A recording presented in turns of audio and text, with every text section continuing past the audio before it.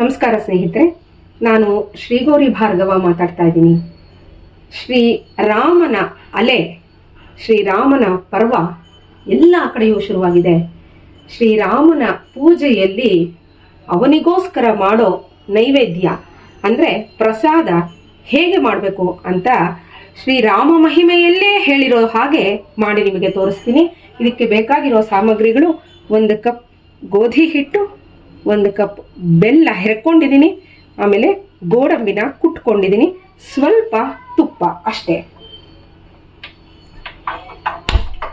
ಈಗ ಗೋಡಂಬಿನ ತುಪ್ಪದಲ್ಲಿ ಕರ್ಕೊಂಡ್ಬಿಡ್ತೀನಿ.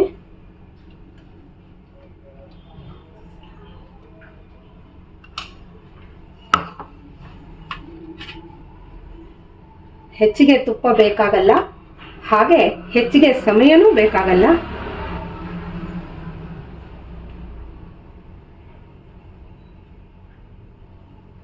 ಕರಗಿರೋ ತುಪ್ಪಕ್ಕೆ ಗೋಡಂಬಿ ಪುಡಿನ ಹಾಕ್ತೀನಿ. ಇದು ಸ್ವಲ್ಪ ಹೊಂಬಣ್ಣಕ್ಕೆ ಬರ್ತಲೇ ಗೋಧಿ ಹಿಟ್ಟು ಹಾಕೊಂಡು ಹುರಿಬೇಕು. ಇದನ್ನ ತೆಕ್ಕೊಂಬಿಡೋಣ. ಈಗ ಗೋಧಿ ಹಿಟ್ಟು ಹಾಕೊಂಡು ಹುರ್ಕೋಬೇಕು.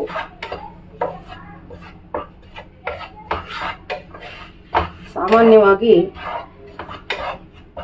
ಪ್ರಸಾದಗಳು ಮಾಡುವಾಗ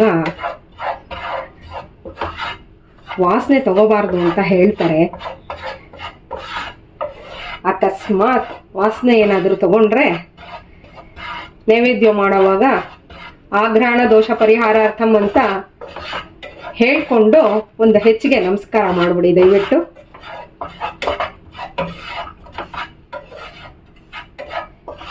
ಇದನ್ನ ಚೆನ್ನಾಗಿ ಹುರ್ಕೋಬೇಕು. ಹಸ್ಕ ಹೋಗತ್ತೆ ಅದರದು,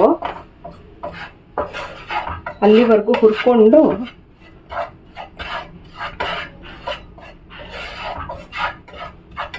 ತುಂಬಾ ಬೇಗ ಆಗ್ಬಿಡತ್ತೆ ಸ್ನೇಹಿತರೆ ಇದು.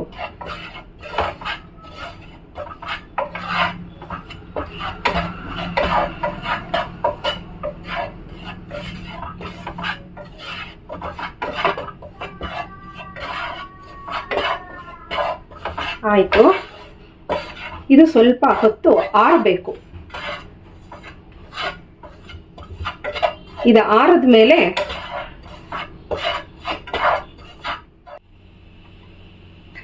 ಈಗ ಹುರಿದಿರೋ ಅಂಥ ಗೋಧಿ ಹಿಟ್ಟು ಆರಿದೆ. ಅದಕ್ಕೆ ಈ 1 ಕಪ್ ಬೆಲ್ಲವನ್ನು ಹೆರ್ಕೊಂಡಿದ್ನಲ್ಲ ಅದನ್ನ ಹಾಕ್ತಾ ಇದ್ದೀನಿ. ಹಾಗೆ ಯಾವ ಉಂಡೆನ ನಾವು ತುಪ್ಪ ಹಾಕಿ ಕಟ್ತೀವೋ, ಇವಾಗ ಬೇಸನ್ ಲಾಡು ಇರ್ಬೋದು, ಯಾವ್ದಾರು ಇರ್ಬೋದು, ಅಂಥದಕ್ಕೆ ನಾವು ತುಪ್ಪ ಕರಗಿಸ್ಕೊಂಡು ಮಿಕ್ಸಿಗೆ ಹಾಕೊಂಡ್ಬಿಡ್ಬೇಕು. ಹಾಕೊಂಡಾಗ ನಮಗೆ ತುಪ್ಪ ಜಾಸ್ತಿ ಬೇಕಾಗಲ್ಲ ಉಂಡೆ ಕಟ್ಟಕ್ಕೆ. ನಾನು ಇಲ್ಲಿ 2 ರಿಂದ 3 ಸ್ಪೂನ್ ಮಾತ್ರ ತುಪ್ಪ ಹಾಕಿರೋದು ಅದಕ್ಕೆ. ಈಗ ಇದನ್ನ ಮಿಕ್ಸಿಗೆ ಹಾಕೊಂಡ್ಬಿಡೋಣ. ಹೀಗೆ ಆಗತ್ತೆ ಅದು ಮಿಕ್ಸಿಗೆ ಹಾಕೊಂಡ್ರೆ. ಸುಮ್ಮನೆ ನೀವು ನೋಡಿದ್ರೆ ಸಾಕು, ಹೀಗಂದ್ರೆ ಸಾಕು, ಹೀಗೆ ಉಂಡೆ ಆಕಾರದಲ್ಲಿ ಬಂದ್ಬಿಡುತ್ತೆ. ಇದನ್ನ ಒಂದು ಪಾತ್ರೆಗೆ ತೆಕ್ಕೊಳ್ಳೋಣ.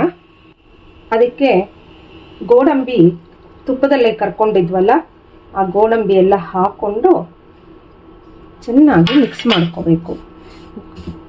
ಅದರಲ್ಲೂ ತುಪ್ಪ ಇರುತ್ತೆ ಗೋಡಂಬಿ ಇದ್ರಲ್ಲೂ. ಅದರಿಂದ